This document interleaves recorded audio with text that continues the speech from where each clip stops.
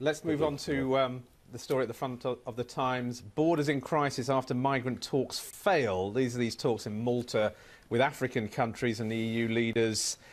There was nearly $2.2 billion pledged by EU leaders to try and help with this, but it seems that there are some big barriers still. I tell you what worries me the most. There's a line in that report: Slovenia razor wire with Croatia. Yeah. So much for the EU dream of open borders. And I think that tells you everything, what's happening on the ground, what the reality is. In actual fact, the EU might be able to learn from India a bit, which is a country which has managed to incorporate a vast diversity of religions and cultures with relatively little problem. But Europe is having a huge problem. I wanted to ask the journalist who wrote this, when you're talking about EU and migration, the major problem seems to be from Africa. Is there a single African country which hasn't been colonized by an EU country?